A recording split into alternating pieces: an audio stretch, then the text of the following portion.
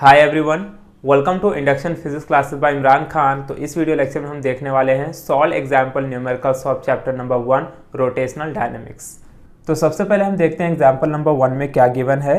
A fan is rotating at 90 rpm, it is then switched off, it stops after 21 revolution, calculate the time taken by it to stop assuming that frictional torque is constant.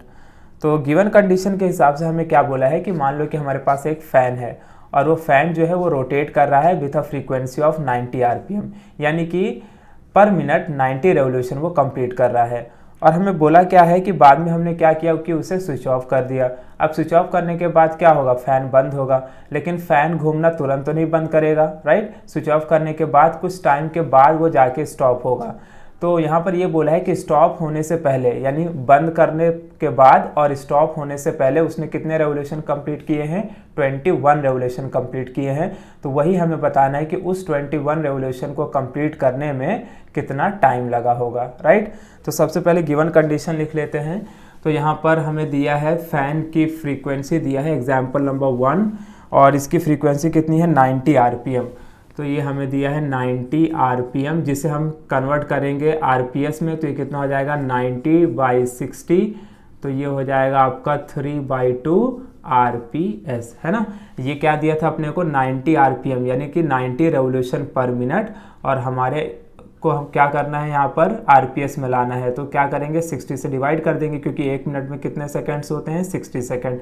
तो ये answer हमारा किस में आ जाएगा, revolution पर second, क्योंकि according to SI unit ये किस में होना चाहिए, रेवोल्यूशन पर सेकंड में होना चाहिए, इसलिए। अब आगे वहाँ पर क्या बोला था, it is then switched off. तो देखो यानी इसका मतलब क्या है कि फ़ैन पहले इतनी फ्रीक्वेंसी से मूव कर रहा था, तो इस फ्रीक्वेंसी को हम n1 मान लेते हैं। बाद में क्या किया कि फ़ैन को हमने स्विच ऑफ कर दिया। स्विच ऑफ करने के बाद फाइनली एट द एंड में क्या होगा, फ़ैन रुक जाएगा। तो जब फ़ैन रुक जाएगा तो उसकी फाइनल फ्रीक्वेंसी क्या आ जाएगी, 0। तो यहाँ से हमें दो चीज़ें पता चलती है। एक तो होगी इनिशियल एंगुलर वेलोसिटी, जिसे हम क्या लिख सकते हैं 2πn1, और एक हो जाएगी फाइनल एंगुलर वेलोसिटी, जिसे क्या लिख सकते हैं 2πn2। तो इनिशियल एंगुलर वेलोसिटी कितनी हो जाएगी, देखो इट विल बी 2π, और n1 की वैल्यू क्या है 3/2। तो 2 से 2 कैंसिल, तो आंसर कितने में मिलेगा 3π, और फाइनल एंगुलर वेलोसिटी क्या हो जाएगी 0। तो इनिशियल एंगुलर वेलोसिटी क्या है 3π, और फाइनल एंगुलर वेलोसिटी क्या है 0, बिकॉज फाइनल जब फैन पूरी तरीके से रुक जाएगा तो उसकी फाइनल एंगुलर वेलोसिटी क्या हो जाएगी 0 हो जाएगी, राइट। और हमें यहाँ पर क्या दिया है, before it stops it takes 21 revolution. तो रुकने से पहले उसने कितने नंबर ऑफ रेवोल्यूशन कंप्लीट किए हैं, 21 रेवोल्यूशन, राइट। और हमें क्या निकालना है कि इन 21 रेवोल्यूशन को कंप्लीट करने में कितना टाइम लगा है, ठीक है। तो चलो इसे फाइंड आउट करते हैं। तो देखो सबसे पहले हम तो ये निकाल लेते हैं कि 21 रेवोल्यूशन कंप्लीट करने के लिए टोटल एंगुलर डिस्प्लेसमेंट कितना हुआ होगा, क्योंकि हमें पता है कि जब वो एक रेवोल्यूशन को कंप्लीट करेगा तो टोटल डिस्प्लेसमेंट कितना होगा 2π। तो देयरफॉर यहाँ पर हम फॉर्मूला यूज करेंगे theta is equal to 2πn। इस फॉर्मूले के हेल्प से हम ये पता कर सकते हैं कि 21 रेवोल्यूशन कंप्लीट करने पर उसका टोटल एंगुलर डिस्प्लेसमेंट कितना हुआ है। तो ये हो जाएगा 2π इंटू 21, तो आंसर कितना मिल जाएगा 42π। So 42π is the total angular displacement for 21 revolution, right. अब देखो हमें यहाँ पर अल्टीमेटली टाइम को कैलकुलेट करना है। हमारे पास थीटा वैल्यू गिवन है और इनिशियल और फाइनल एंगुलर वेलोसिटी दिया है। तो ये जो भी वैल्यू हमारे पास गिवन है, इस गिवन कंडीशन के हिसाब से हमें ये समझ में आता है कि इसे सॉल्व करने के लिए हमें काइनेमेटिकल इक्वेशन का यूज़ करना होगा। अब आपको याद रखना है कि देयर आर 3 काइनेमेटिकल इक्वेशन। हमने ऑलरेडी ये पढ़ा है, इन स्कूल टाइम पे हमने लीनियर काइनेमेटिकल इक्वेशंस पढ़े हैं, और रोटेशनल डायनेमिक्स में हम एंगुलर काइनेमेटिकल इक्वेशन देखते हैं, जिनके कुछ इस तरीके से होते हैं 3। मैं बता देता हूँ। एक होता है omega is equal to omega not plus alpha t, right. दूसरा इक्वेशन होता है आपका theta is equal to omega nought t plus half alpha t square, और तीसरा इक्वेशन होता है that is omega square is equal to omega not का square plus 2 alpha theta, ठीक है। ये वही काइनेमेटिकल इक्वेशन है जो आपने कभी पढ़ा होगा लीनियर के केस में, v is equal to u plus a t, और s is equal to u t plus half a t square, and v square is equal to u square plus 2as, ठीक है। तो ये जो equation of motion है ये हम linear motion के केस में यूज़ करते हैं, और ये इक्वेशन ऑफ मोशन हम एंगुलर मोशन के केस में यूज़ करते हैं। तो अब देखो हम क्या कर सकते हैं, हमारे पास ये जो गिवन कंडीशन है, इन कंडीशन का हम यूज़ करेंगे और हमें अल्टीमेटली टी कैलकुलेट करना है, राइट। अब यहाँ पर देखो, अगर मुझे किसी भी इक्वेशन का यूज़ करना होगा तो मुझे अल्फ़ा की रिक्वायरमेंट होगी, क्योंकि अल्फ़ा तो दिया नहीं है और हमारे पास अल्फ़ा निकालने का दूसरा तरीका भी नहीं है, क्योंकि हमें टाइम तो दिया नहीं है। नहीं तो अल्फ़ा को हम क्या लिख सकते थे, omega minus omega nought upon T करके अल्फ़ा निकाल सकते थे, बट यहाँ पर टाइम तो हमें गिवन नहीं है और टाइम फाइंड आउट करना है। तो हम क्या करेंगे, ये दोनों इक्वेशन में अल्फ़ा फाइंड आउट करके दोनों को कंपेयर कर लेंगे, जिससे अल्फ़ा अल्फ़ा क्या होगा, कैंसिल हो जाएगा, राइट। तो चलो इसे फाइंड आउट करते हैं। सो देयरफॉर सबसे पहले हम इक्वेशन ये वाला यूज़ करते हैं। तो ये क्या हो जाएगा, omega is equal to omega not plus alpha t. तो यहाँ से हम इसे क्या लिख सकते हैं, alpha t is equal to omega minus omega nought. याद रखना ओमेगा नॉट का मतलब क्या है, इनिशियल एंगुलर वेलोसिटी, और ओमेगा का मतलब क्या है, final angular velocity. So therefore यहाँ से अल्फ़ा की वैल्यू क्या हो जाएगी, omega minus omega nought upon t. इसे हम मान लेते हैं इक्वेशन नंबर 1। उसके बाद दूसरा हम क्या करते हैं, आइदर आप इस इक्वेशन का भी यूज़ कर सकते हो और इसका भी यूज़ कर सकते हो, क्योंकि दोनों में अल्फ़ा तो गिवन है, बट हम ये वाले इक्वेशन को यूज़ कर लेते हैं क्योंकि ये थोड़ा हमें ज़्यादा सिंपल लगेगा, राइट।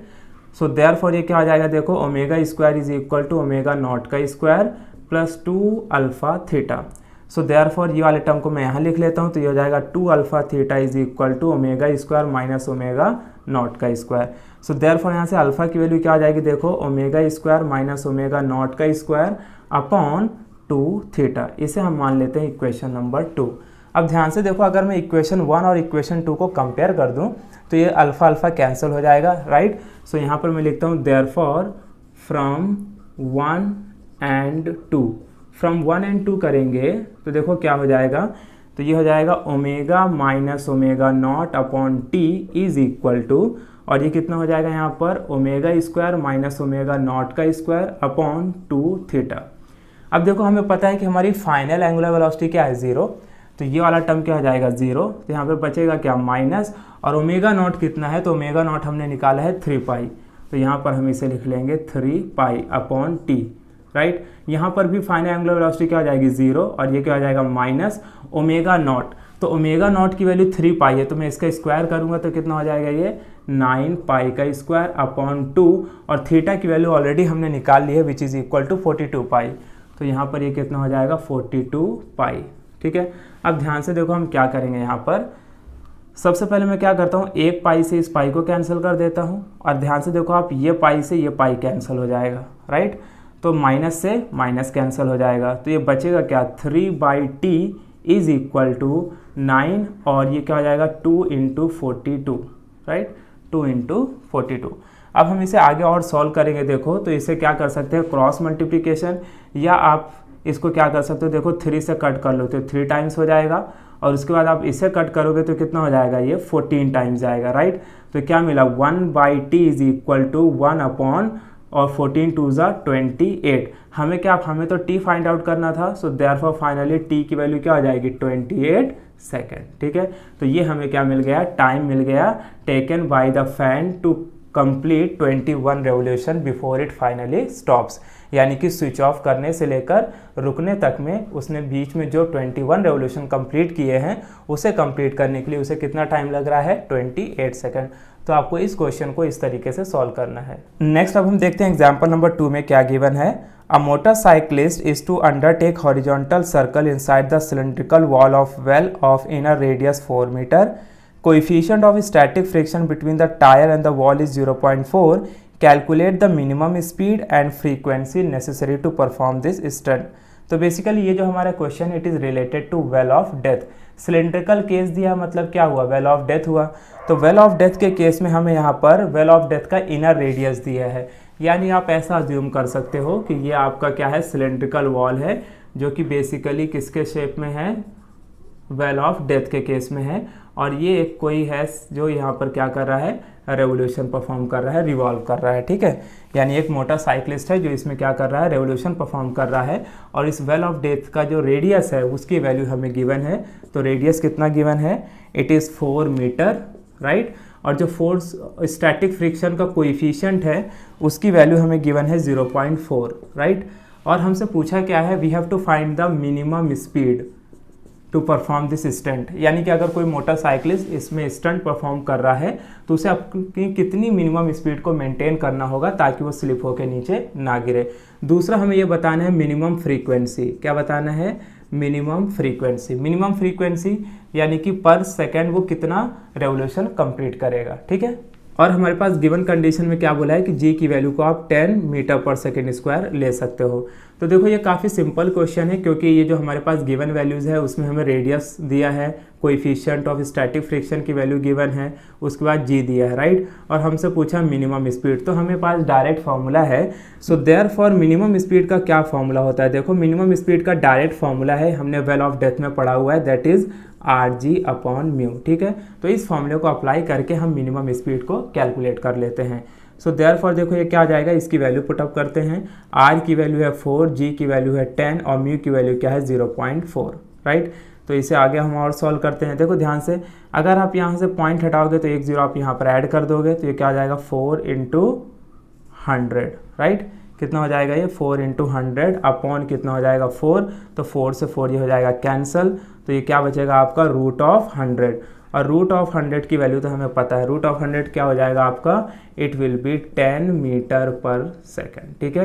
तो ये क्या मिल गई मिनिमम स्पीड, यानी वो जो साइक्लिस्ट है जो इसमें क्या कर रहा है, रेवोल्यूशन कंप्लीट कर रहा है, रिवॉल्व कर रहा है, उसको कम से कम 10 मीटर पर सेकेंड की स्पीड मेंटेन करना होगा ताकि वो स्लिप डाउन ना हो, राइट। अब उसके बाद हम बात करते हैं फ्रीक्वेंसी, कि कितनी फ्रीक्वेंसी पर सेकेंड उसे मेंटेन करनी होगी। तो अब देखो फ्रीक्वेंसी के लिए हम क्या करेंगे, तो हमें पता है फ्रीक्वेंसी क्या होता है, रेसिप्रोकल ऑफ टाइम होता है, बट यहाँ पर टाइम हमें गिवन नहीं है।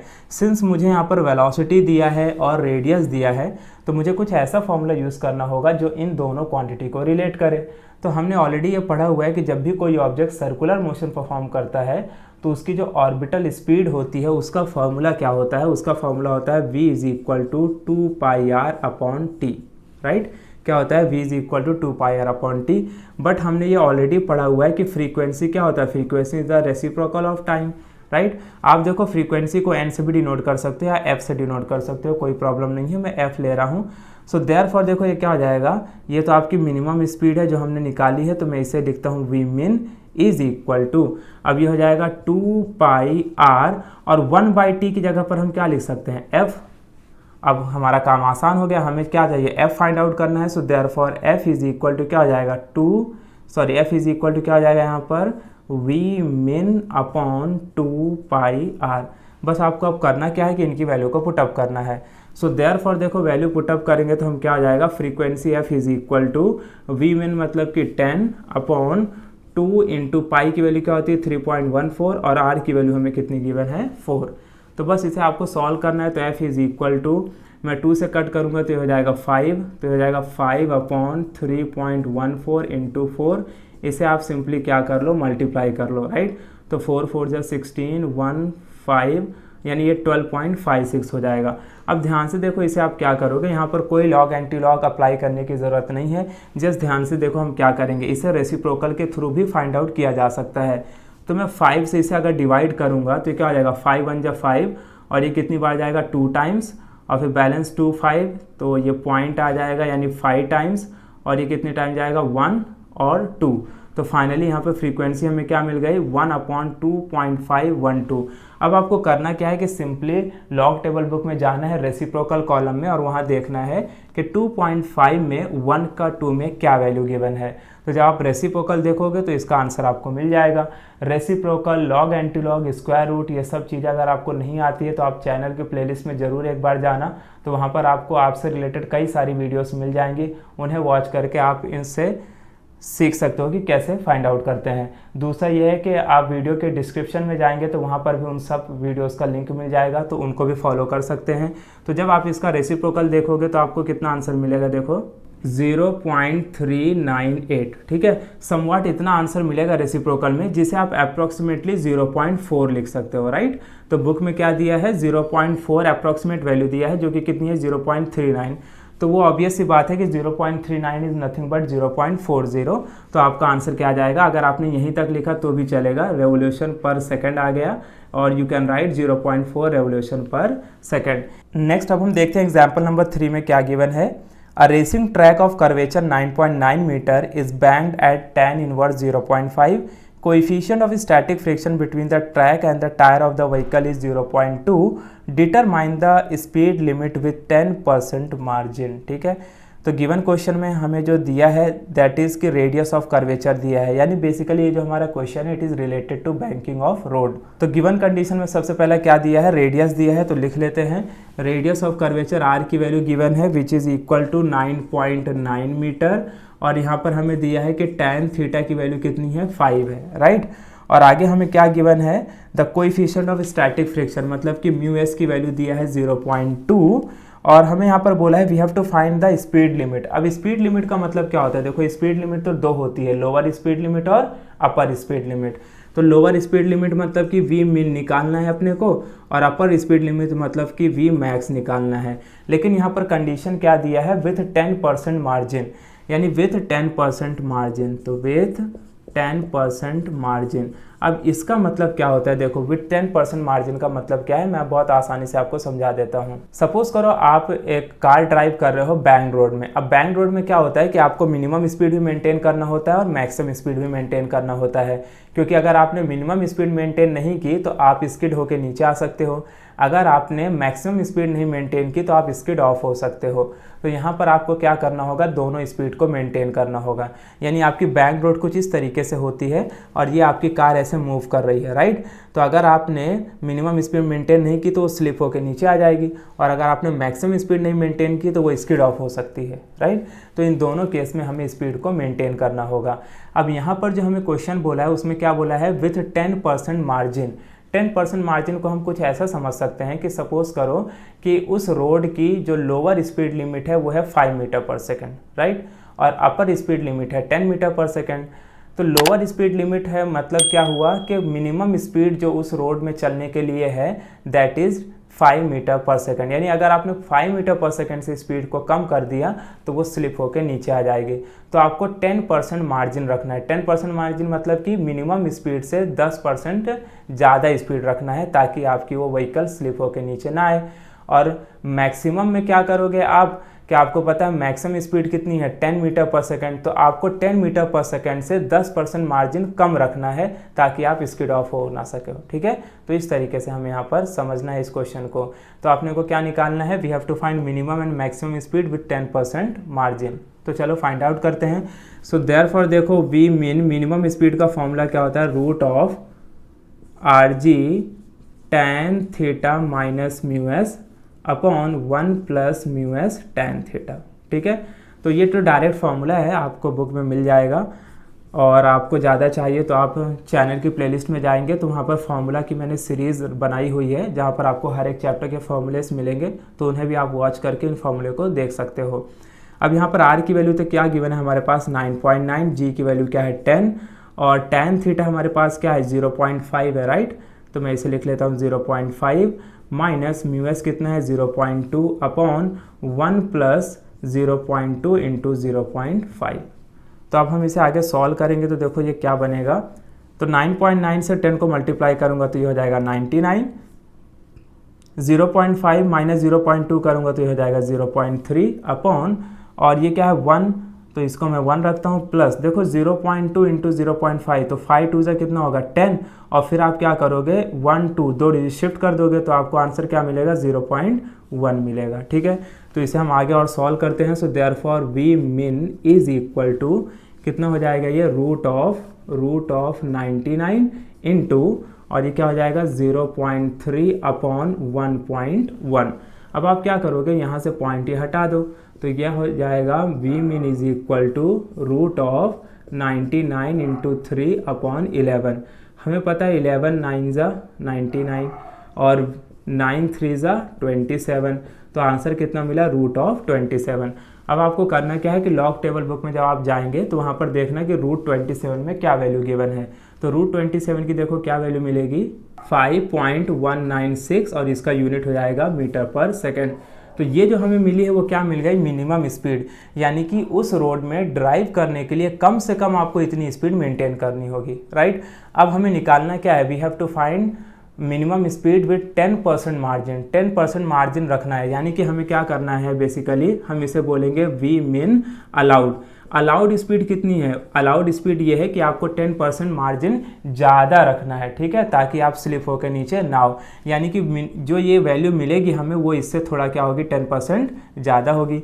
सो देयरफॉर देखो ये क्या हो जाएगा, इसको हम लिखेंगे 5.196 इंटू, अब देखो मान लेते हैं कि ये जो है 5.196 मीटर पर सेकेंड ये आपकी मिनिमम स्पीड है, यानी 100% मिनिमम स्पीड है और आपको 10% स्पीड ज़्यादा रखना है। तो बेसिकली ये कितना हो जाएगा, आपको 110% स्पीड मेंटेन करना है और जब परसेंटेज को हम नंबर में कन्वर्ट करेंगे तो उसे 100 से डिवाइड कर देंगे, ठीक है।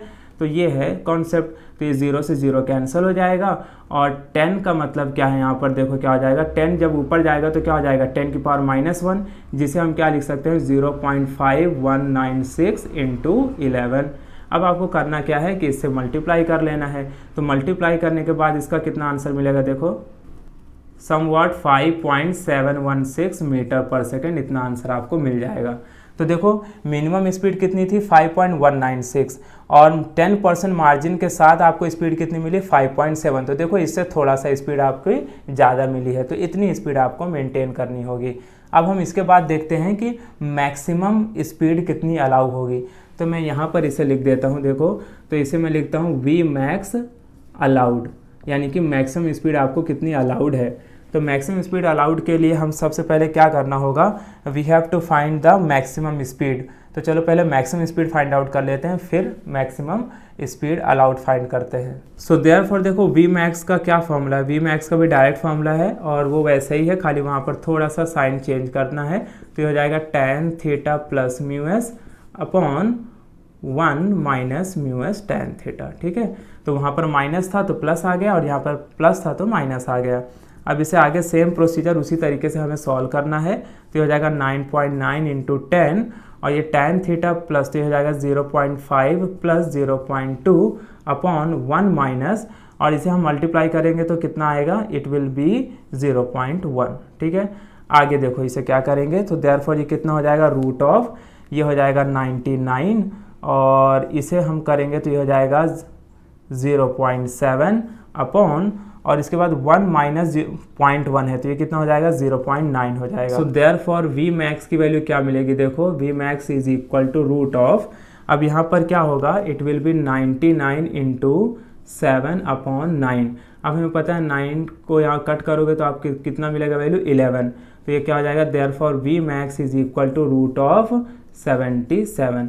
अब आपको वापस से लॉग टेबल बुक में देखना है कि रूट 77 में क्या वैल्यू है। तो इसकी जो आपको वैल्यू मिलेगी दैट विल बी 8.775 मीटर पर सेकेंड। ये आपको क्या मिल गई, मैक्सिमम स्पीड, ठीक है। सो अब देखो हम यहाँ पर निकालेंगे मैक्सिमम स्पीड विद 10% मार्जिन के साथ। अब यानी 10% मार्जिन का मतलब क्या है कि मान लेते हैं कि यहाँ पर आपकी स्पीड कितनी थी 100%, अब आपको 10% मार्जिन रखना है। 10% मार्जिन मतलब 10% आपको स्पीड कम रखना है, ठीक है। अगर आपने ज़्यादा रख दिया तो स्पीड ऑफ हो जाओगे, तो 10% स्पीड कम रखना है। तो यानी बेसिकली ये क्या हो जाएगा फिर 8.775 इंटू 90 अपॉन 100, ठीक है। वहाँ पर क्या था 110 अपॉन 100, यहाँ पर क्या हो जाएगा 90 अपॉन 100, क्योंकि वहाँ पर हम 10% मार्जिन को प्लस कर रहे थे और यहाँ पर 10% मार्जिन को माइनस करना है। अब यहाँ पे देखो ये कैंसिल हो जाएगा और इसे हम क्या लिख सकते हैं 0.8775 इंटू 9। बस आपको करना क्या है 9 से इसे मल्टीप्लाई कर लो। तो जब आप इसे मल्टीप्लाई करोगे तो देखो क्या आंसर मिलेगा 7.896 मीटर पर सेकेंड। तो आप इसे मल्टीप्लाई कर लेना तो आपको अप्रॉक्सीमेटली इतनी वैल्यू मिल जाएगी 7.896 मीटर पर सेकेंड। तो इस तरीके से आपको इस क्वेश्चन को सॉल्व करना है। तो अब हम देखते हैं एग्जाम्पल नंबर 1.8 में क्या गिवन है। इससे पहले देखो जो सॉल्व एग्जाम्पल्स हैं उन एग्जाम्पल्स के ऊपर मैं सेपरेट वीडियोस बनाऊंगा, क्योंकि ये जो वीडियो है इस वीडियो में जितने भी मैंने न्यूमेरिकल्स बताए हैं ये एग्जाम पॉइंट ऑफ व्यू बहुत ज़्यादा इंपॉर्टेंट है, ठीक है। और जो बाकी वो जो न्यूमेरिकल्स है जिन्होंने मैंने अभी नहीं कराया है उसको मैं नेक्स्ट वीडियो में करूँगा, क्योंकि वो काफ़ी थोड़ा लेंदी है न्यूमेरिकल्स और वो कॉन्सेप्ट वाइज थोड़े से डिफरेंट है, ठीक है। तो सबसे पहले हम देखते हैं एग्जाम्पल नंबर 1.8 में क्या गिवन है। A spherical water balloon is revolving at 60 rpm. In the course of time, 48.8% of water leaks out. With what frequency will the remaining balloon revolve now? Neglect all non conservative forces, यानी यहाँ पर कोई non conservative force नहीं act हो रहा है, यानी हम ये बोल सकते हैं कि यहाँ पर एंगुलर मोमेंटम क्या है, कंजर्व्ड है। ठीक है, तो सबसे पहले गिवन कंडीशन लिखते हैं। तो यहाँ पर हमें दिया है कि स्फेरिकल बलून है, तो मान लो ये स्फेरिकल बलून है जो इसके अबाउट क्या कर रहा है, रिवॉल्व कर रहा है, घूम रहा है। ठीक है, और जब ये घूम रहा है तो इसकी जो फ्रीक्वेंसी है वो हमें गिवन है, और फ्रीक्वेंसी की वैल्यू कितना दिया है, 60 RPM, यानी कि पर मिनट 60 रेवोल्यूशन कंप्लीट कर रहा है। तो हम इसे RPS में कन्वर्ट कर लेंगे, तो ये हो जाएगा 60/60, यानी ये हो जाएगा RPS में, जिसका आंसर हमें क्या मिलेगा, 1 RPS। ठीक है, तो हमें ये पता चला कि पर सेकेंड वो एक रेवोल्यूशन को कंप्लीट कर रहा है। उसके बाद आगे क्वेश्चन में क्या बोला है, in the course of time, और उसी टाइम पर क्या हुआ कि 48.8% ऑफ वाटर लीक आउट हो गया। यानी कि दूसरे केस में हम कुछ ऐसा मान सकते हैं कि 48.8% वाटर लीक हो गया, यानी कि मान लेते हैं कि यहाँ पर 100% वाटर था और अब 48.8% वाटर लीक हो गया, तो अब इसका साइज भी थोड़ा कम हो जाएगा, राइट। यानी और अब जो वाटर बचा होगा, यानी कितना लीक हो चुका है, 48.8%, तो अब जो वाटर बचा होगा वो कितना होगा, 51.2%। ठीक है, इतना वाटर बचा है। तो हमें यहाँ पर क्या बोला है, with what frequency will the remaining balloon revolve now. तो बताओ कि जब ये 48.8% वाटर लीक आउट हो गया है तो फिर अब वो कितने फ्रीक्वेंसी से रिवॉल्व करेगा। तो हम इस केस को मान लेते हैं 1, राइट, और इसको मान लेते हैं 2। यानी हमें निकालना क्या है, ये हमें पता करना है कि जब 48.8% वाटर लीक आउट हो चुका है तो फिर जब ये रिवॉल्व करेगा तो पर सेकेंड कितनी रेवोल्यूशन को कंप्लीट करेगा। सो देयरफॉर देखो इस क्वेश्चन को सॉल्व करने के लिए हम क्या करेंगे, सिंस हमें क्वेश्चन में ऑलरेडी गिवन है कि neglect all the non conservative forces, यानी यहाँ पर जो हम केस अप्लाई करेंगे that will be according to the law of conservation of angular momentum. According to the law of conservation of angular momentum क्या मिलता है हमें, L1 is equal to L2, क्योंकि ये हमें क्लियरली समझ में आ रहा है कि जब उसका मास 100% था तो उसकी फ्रीक्वेंसी इतनी है, अब उसका मास कम हो चुका है तो फ्रीक्वेंसी डेफिनेटली क्या होगी, ज़्यादा होगी, राइट। क्योंकि पहले मास ज़्यादा था तो फ्रीक्वेंसी कम थी, अब क्या होगा, मास कम है तो फ्रीक्वेंसी क्या हो जाएगी, ज़्यादा हो जाएगी। So therefore total angular momentum जो है वो क्या होगा, कंजर्व्ड होगा। सो देयरफॉर एंगुलर मोमेंटम का फॉर्मूला क्या होता है, इसका फॉर्मूला होता है L is equal to I omega. तो यहाँ पर हम इसे लिख लेंगे I1 ओमेगा 1 और ये क्या हो जाएगा I2 ओमेगा 2। अब देखो I1 का मतलब क्या है, मोमेंट ऑफ इनर्शिया, और हमें क्वेश्चन में बोला है कि ये जो बलून है इसका शेप कैसा है, स्फेरिकल शेप है। तो स्फेरिकल शेप का मतलब क्या होता है, देखो स्फेरिकल शेप का मोमेंट ऑफ इनर्शिया होता है 2/5 mr²। ठीक है, और ये कितना हो जाएगा, ओमेगा 1। यहाँ पर भी सेम केस होगा, भले ही वाटर लीक आउट हो चुका है लेकिन अभी भी उसका शेप कैसा है, स्फीयर ही है। तो यहाँ पर इसका भी फॉर्मूला क्या हो जाएगा, 2/5 m2r2 का स्क्वायर इंटू ओमेगा 2। ठीक है, अब यहाँ से देखो 2/5 कैंसल, तो ये हो जाएगा m1r1 का स्क्वायर इंटू, अच्छा ओमेगा 1 को हम क्या लिख सकते हैं, 2πn1, और ये क्या हो जाएगा m2r2 स्क्वायर, और ये लिख सकते हैं 2πn2। तो यहाँ से 2π तो कैंसिल हो जाएगा। तो हमें फाइंड आउट क्या करना है, we have to find the n2। तो पहले इसे हम प्रॉपरली लिख लेते हैं, m1r1 square into n1 is equal to, ये क्या हो जाएगा, m2r2 स्क्वायर इंटू n2। हमें फाइंड क्या करना है, we have to find n2, तो n2 को इधर लाएंगे। सो देयरफॉर ये क्या हो जाएगा, n2 is equal to m1r1 square into n1, और ये जो टर्म है ये नीचे आएगा तो क्या हो जाएगा, m2r2 का स्क्वायर। ठीक है, अब ध्यान से देखो गिवन कंडीशन के हिसाब से हमें m1 और m2 दिया है, क्योंकि m1 हमें क्या दिया, मान लेते हैं कि पहले मास कितना था 100% और बाद में मास कितना बचा है 51.2%। तो अगर मैं इसे परसेंटेज से नंबर में कन्वर्ट करूँ तो मुझे क्या करना पड़ेगा, 100 से डिवाइड, राइट। इसे भी क्या करेंगे, 100 से डिवाइड। तो फिर यहाँ से हमें m1 की वैल्यू देखो कितनी मिल जाएगी, मैं यहीं पे लिख देता हूँ, m1 की वैल्यू मिल जाएगी 1 और m2 की वैल्यू क्या मिल जाएगी, दैट विल बी 0.512। ठीक है, तो m1 m2 तो हमें पता है लेकिन हमें r1 और r2 तो नहीं पता है। अब r1 r2 हम कैसे निकालेंगे, तो देखो इसके लिए हम एक केस ये अप्लाई कर सकते हैं। सबसे पहले इसको इक्वेशन नंबर 1 लिख लेते हैं। अब आपको पता होगा, देखो सिंस जब 100% था तब भी इसमें वाटर था और जब 51.2% है तब भी इसमें क्या है, वाटर है। तो वाटर का डेंसिटी तो सेम रहेगा, डेंसिटी चेंज नहीं होगा। तो यहाँ पर हम क्या कर सकते हैं, डेंसिटी का फॉर्मूला अप्लाई कर सकते हैं। सो देयरफॉर डेंसिटी का फॉर्मूला क्या होता है, मास अपॉन वॉल्यूम। तो मास का फॉर्मूला क्या हो जाएगा, वॉल्यूम इंटू डेंसिटी, क्योंकि वॉल्यूम को हम क्या लिख सकते हैं, वॉल्यूम ऑफ स्फीयर होता है 4/3 पाई आर क्यूब, तो यहाँ से हम आर की वैल्यू को फाइंड आउट कर सकते हैं। सो देयरफॉर यहाँ पर इक्वेशन ले लेंगे m1v1। अब यहाँ पर देखो क्या होगा, therefore m1 is equal to v1 को क्या लिखता हूँ 4/3 पाई r1 का क्यूब रो। उसी तरीके से m2 भी निकालेंगे तो क्या हो जाएगा 4/3 पाई r2 का क्यूब इंटू रो। डेंसिटी तो दोनों के केस में सेम रहेगी, तो 4/3 कैंसिल, पाई से पाई कैंसिल, रो से रो कैंसिल। सो देयरफॉर यहाँ से हमें m1/m2 की वैल्यू क्या मिल रही है, दैट इज r1/r2 का होल क्यूब। क्या मिल रही है, r1/r2 का होल क्यूब। लेकिन हमें सिर्फ r1/r2 की वैल्यू को चाहिए है, तो देयरफॉर हम इसे फाइनली ये लिख सकते हैं कि r1/r2 is equal to m1/m2 raise to the power 1/3। ठीक है, तो इधर का जो पावर है वो इधर आ जाएगा, तो हमें r1/r2 की वैल्यू मिल गई। अब हम क्या करेंगे, putting the value of r1 and r2 in equation 1।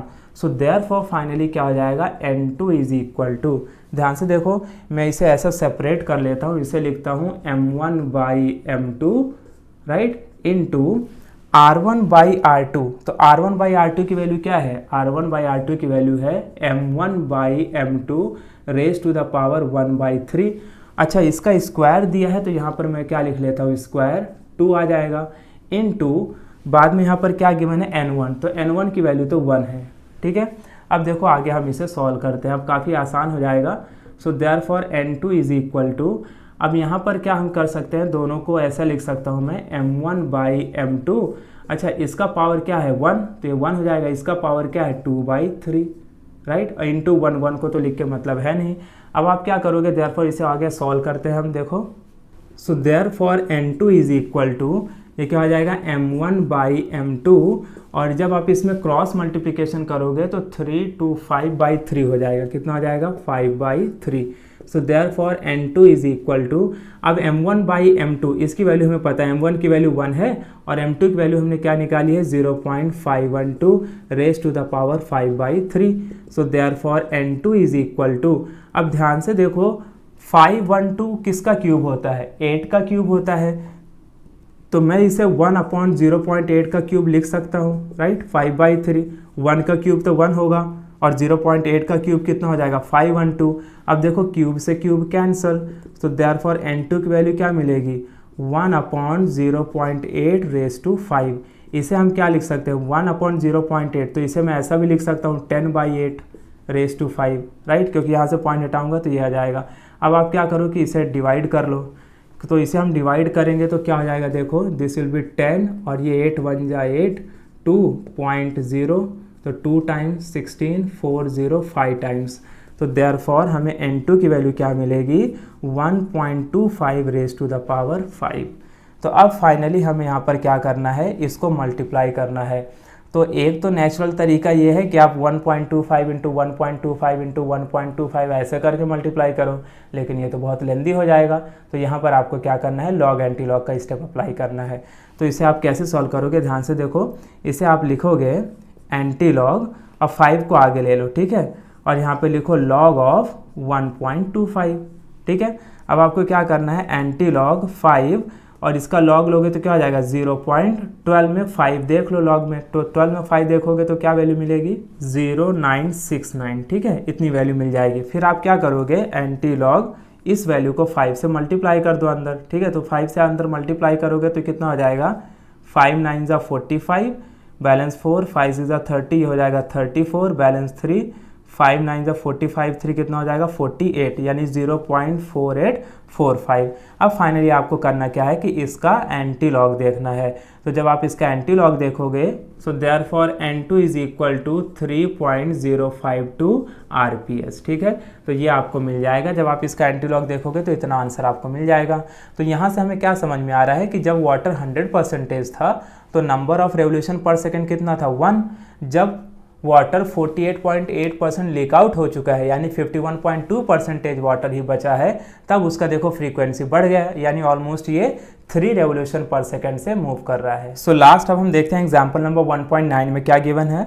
A ceiling fan having moment of inertia 2 kg metre square attains maximum speed of frequency 60 RPM in 2 pi second.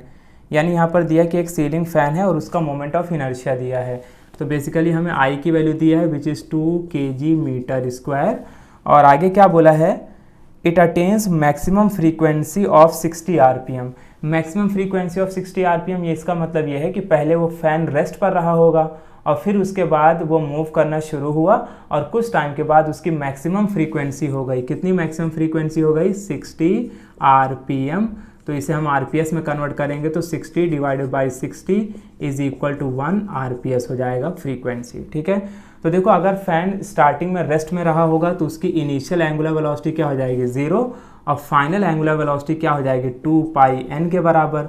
तो यहाँ से हम इसे निकाल लेते हैं तो ये हो जाएगा 2 पाई इंटू 1, तो ये कितना हो जाएगा? 2 पाई। ठीक है, ये हमें क्या मिल गया? ओमेगा मिल गया। उसके बाद आगे वहाँ पर क्या दिया है? In a time of 2 pi second. तो टाइम की वैल्यू कितना दिया है? 2 पाई दिया है, 2 पाई सेकेंड। और हमें फाइंड आउट क्या करना है? देखो we have to find the power rating.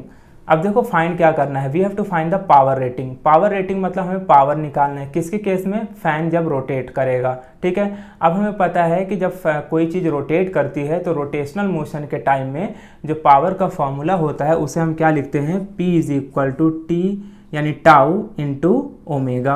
Right, ये फॉर्मूला कुछ वैसे ही है जैसे हम नॉर्मल पावर का फॉर्मूला क्या लिखते हैं? वर्क अपॉन टाइम लिखते हैं।